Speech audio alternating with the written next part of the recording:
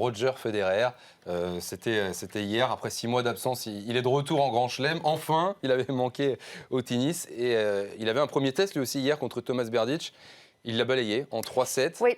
Assez impressionnant ce retour. Réussi, ouais. Oui. Alors, c'est difficile parce que c'est toujours difficile de parler en termes un peu négatifs de Roger Federer parce qu'on a tous une admiration sans borne devant cet esthète du tennis. Il avait un test et en même temps, c'est pas vraiment un test parce qu'il faut savoir que Thomas Berdych fait un complexe d'infériorité face à Federer. C'est-à-dire qu'au bout de 4 jeux, il ne peut plus jouer au tennis.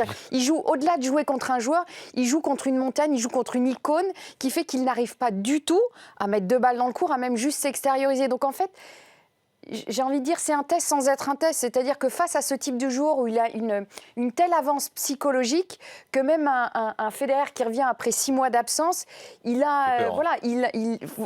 prend le dessus. J'ai envie de dire que ça peut être la même situation face à Nishikori au prochain tour.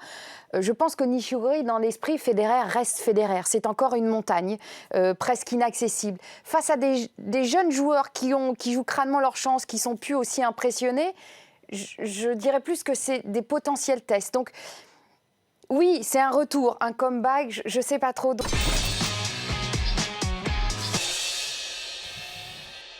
Alors Eric, on le sait, il y a pas mal d'absences à Nice en ce moment. Belanda, Seri, Bass, notamment pour ne citer que Cardinal. Ricardo Pereira.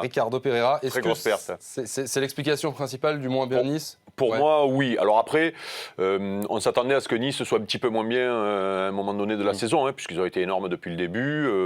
Une des équipes qui joue le mieux en Ligue 1, même si, comme le disait le petit Niçois, il y a eu quelques matchs gagnés de manière difficile, mais il n'empêche que c'était une des équipes qui était la plus cohérente depuis le début de la saison. On s'attendait à ce qu'ils aient un creux.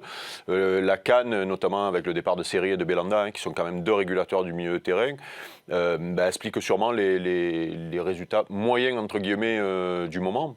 Maintenant, est-ce que cette équipe mentalement sera capable de reprendre la marche en avant quand ils récupéreront tout le monde ? Ça, c'est une autre question aussi, parce que c'est une équipe qui n'est pas habituée au haut niveau. Mais moi, je pense que les absences est une explication des résultats moyens du moment.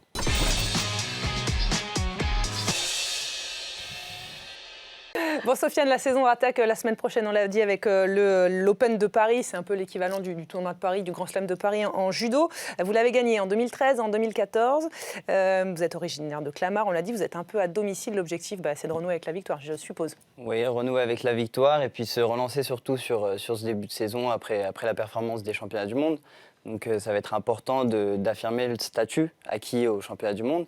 Et puis, ça va être un premier test aussi depuis le changement de statut. On est olympique.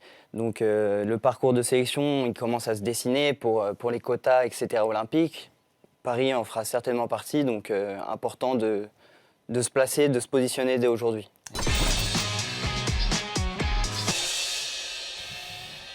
Alexandra, l'Open de Paris de karaté, vous êtes tenant du titre. Quelle importance revêt ce rendez-vous parisien pour vous ? Déjà, c'est à domicile, donc on est énormément soutenu. Le public se déplace toujours en nombre. Après, on a la pression d'être à domicile. On a envie de faire les choses bien devant le public. Et puis, c'est la première étape de l'année, donc on a envie de commencer l'année du bon pied, forcément. Et cette année, le tournoi est particulièrement relevé. Il y a énormément de Japonais qui se préparent d'ores et déjà pour les Jeux qui seront chez eux. Donc, on sait que on va encore monter d'un cran cette année. Donc, nous aussi, il va falloir qu'on soit prêts psychologiquement et physiquement. Ça va être vraiment un tournoi accroché.